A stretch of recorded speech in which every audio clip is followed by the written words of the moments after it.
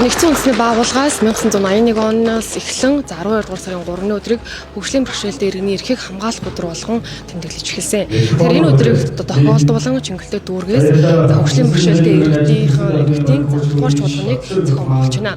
За энэ арга хэмжээг бол жил болгон урууд зохион байгуулдаг уламжлалтай. За харин энэ жилийн хувьд нэг онцлог хамтлаганд байнгын асаргатай 50 хөгжлийн бэрхшээлтэй иргэн тэрэгцрийг гартамж байгаагаар онцлог болж байна. За энэ арга хэмжээний гол зорилго нь бол хөгжлийн бэрхшээлтэй иргэдийн дуу хоолойг сонсох, асуудлыг авч хэлэлцэх, төрийн бодлоготой тусгахад чиглэлтэй юм аа.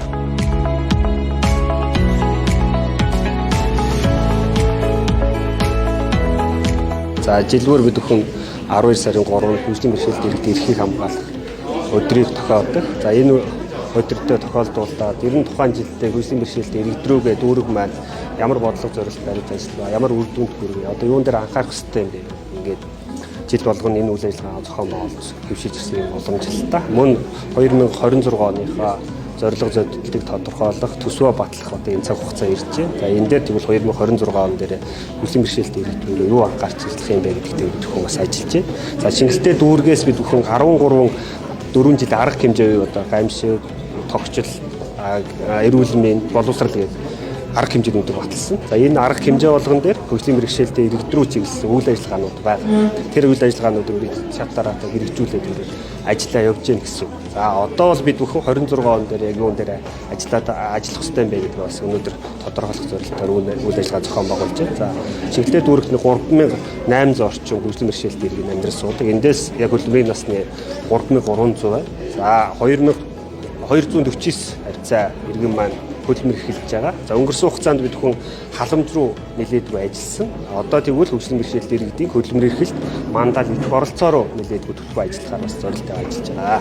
За бид бүхэн Японы бас сайн дурын тэрэгэн цэцэн холбоотой хамтраад Улсын их хурлын гишүүн Батцамрал гишүүн маань хамтарч ажилладаг. Энэ хүрээндээ бид бүхэн 100 тэрэгэн цэцрийн буцалтгүй тусламжаар авсан. За өнгөрсөн хугацаанд бид бүхэн их нэлхэстээ бас 10 тэрэгэнцээр хангуулсан. За өнөөдөр бол бас яг тулгуур ихний тэрэгэнцэр хэрэгтэй 50 иргэндээ энэ тэрэгэнцэр гатуулах үйл ажиллагаа зохион байгуулнаа.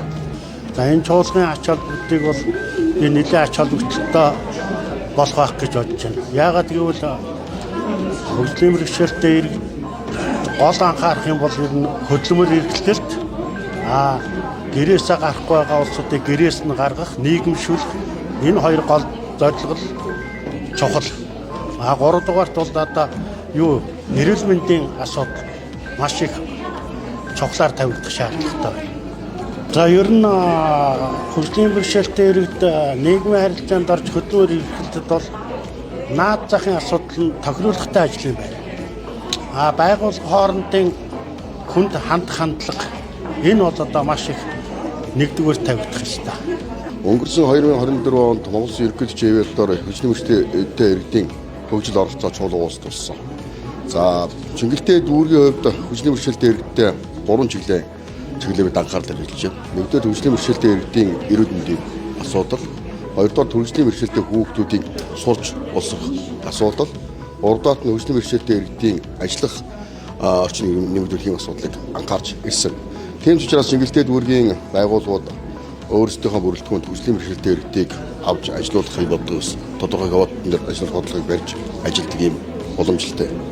За Чингэлтэй дүүргийн 149-р сургууль дээр бид хөгжлийн бэрхшээлтэй сурагчдыг сургах орчин нэмэгдүүлэх ажлыг хийж байна. За мөн одоо улсын төсвийн хөрөнгөөр хөгжлийн бэрхшээлтэй хүүхдийн цэцэрлэг барихаар бид бас газар чөлөөлтийн ажлыг хийгээд улсын төсвийн үнээс суулгахаар ажиллаж байгаа.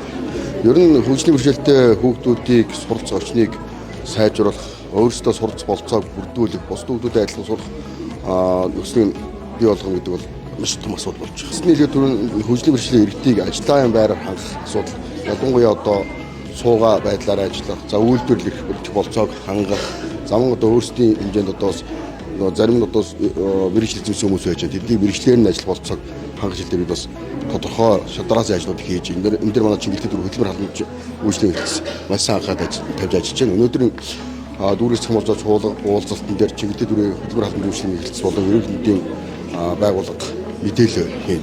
Одоо хөгжлийн бэрхшээлтэй иргэдэд ямар үйлчлэг үзүүлж байна гэдэг эрүүл мэндийн чиглэлээр. За ямар боломжуудыг бид ажлын байрны чиглэлээр халамжийн чиглэлээр хийж байна гэдэг нэлээд сайн тодорхой хийж гэх юм байна.